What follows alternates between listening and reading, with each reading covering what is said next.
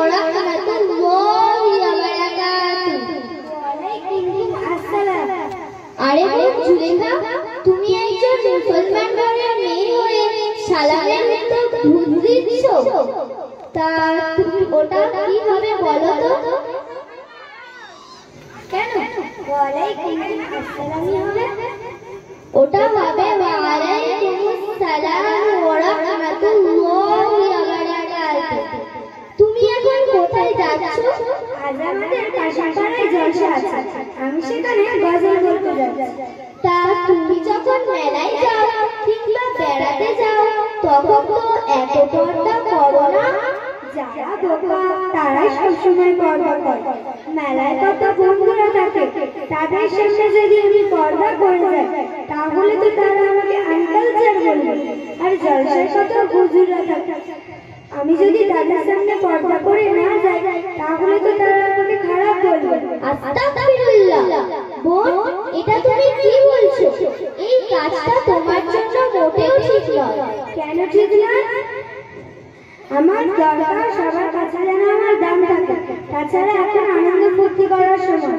বোন, তুমি ভুল বলছো, কারণ মহান আল্লাহ তাআলা তোমার অন্তরের সবকিছুই জানতে পারে।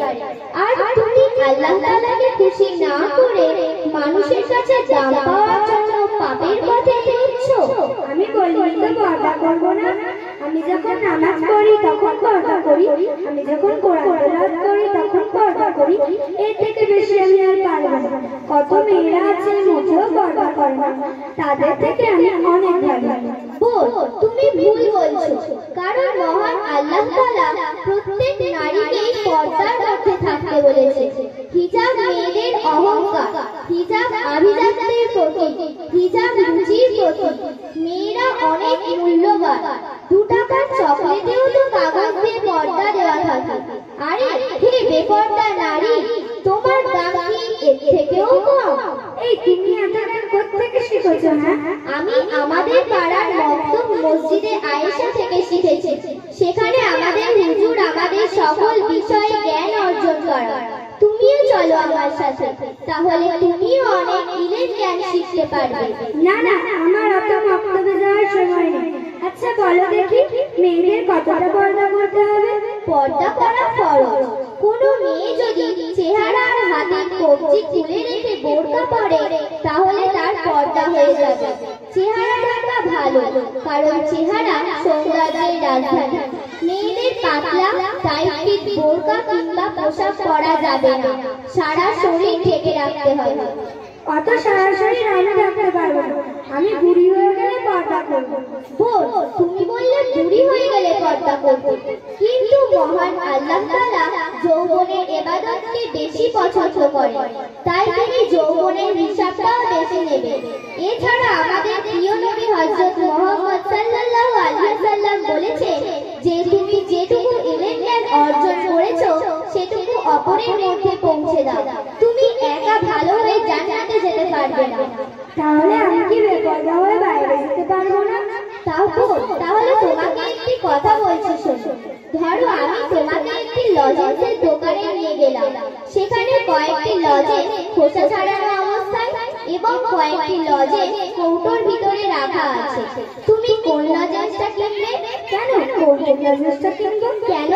কৌটোর মধ্যে যে লজেন্সটি আছে সেটি খুব সুন্দর এবং পরিষ্কার, আর বাইরে যে খোসা ছাড়ানো অবস্থায় লজেন্সগুলি পড়ে আছে সেগুলি মশা মাছি নোংরায় ভরে গিয়েছে। আর তাছাড়া কৌটোর লজেন্সটি আমি বেশি দিন ধরে ব্যবহার করতে পারবো। এবার তুমি বুঝবে খোসা ছাড়ানো লজেন্সের মতো তোমার জীবনটা কেমন হবে। কৌটো যেমন লজেন্সকে দেয় নিরাপত্তা, ঠিক তেমনি বোরকা তোমাকে দেবে নিরাপত্তা, সৌন্দর্য ও সম্মান। আচ্ছা বোন, আজকালকার মা বোনেরা কি এগুলো জানে না? হ্যাঁ, অনেকেই জানে। মা বোনেরা জানে তারা বিপদটায় ভুললে তারা 4 জন পুরুষকে নিয়ে জাহান্নামে যাবে। 1 তার বাবা, 2 তার দাদা, 3 তার স্বামী, 4 তার বড় ছেলে। এরা হলো দায়ুস। আত-তাইয়ুসু লা ইয়াদখুলুল জান্নাহ। আর দায়ুসরা কখনো জান্নাতে যেতে পারবে না। বোন, আমি আমার ভুল বুঝতে পেরেছি। আজ আমার চোখ খুলে গেছে। এবার থেকে আমি পর্দা করে চলবো। ইনশাআল্লাহ। বোন, তুমি আমাকে ক্ষমা করো। ক্ষমা আমার কাছে নয়, মহান আল্লাহ তাআলার কাছে চাইতে হবে। চলো আমরা সকলে মিলে আল্লাহ তাআলার কাছে ক্ষমা চাই। তা তুমি কি ক্ষমা চাইতে পারো? না। তাহলে আমার সাথে আল্লাহ তাআলার কাছে ক্ষমা চাও। আস্তাগফিরুল্লাহাল্লাযী লা ইলাহা ইল্লা হুয়াল হাইয়ুল কাইয়্যুম ওয়া আতুবু ইলাইহি। আমরা যে ইস্তেগফারটা পড়লাম, এই ইস্তেগফারটার কত বড় ফজিলত। আমাদের বিশ্বনবী সাল্লাল্লাহু আলাইহি ওয়াসাল্লাম বলেছেন যে যুদ্ধের ময়দান থেকে যদি কোনো মুসলিম সৈনিক ফিরে আসে এবং এই দোয়াটি পড়ে যদি মন থেকে আল্লাহ তাআলার কাছে সত্যি ক্ষমা চায়, তাহলে আল্লাহ তাআলা অবশ্যই তাকে ক্ষমা করবে ইনশাআল্লাহ। এবং কোনো মুসলিম বান্দা যদি সমুদ্রের ফেনাতুল্য গুনাহ করে থাকে এবং এই দোয়াটি পড়ে যদি মন থেকে আল্লাহ তাআলার কাছে সত্যি ক্ষমা চায়, তাহলে আল্লাহ তাআলা অবশ্যই তাকে ক্ষমা করবে ইনশাআল্লাহ। তা তুমি যদি আরবিতে আল্লাহ তাআলার কাছে ক্ষমা না চাইতে পারো, তাহলে বাংলায় আল্লাহ তাআলার সাথে আমার সাথে ক্ষমা চাও। হে আল্লাহ, আমি ছাড়া তোমার এই দুনিয়াতে কোনো গোলামের অভাব নেই।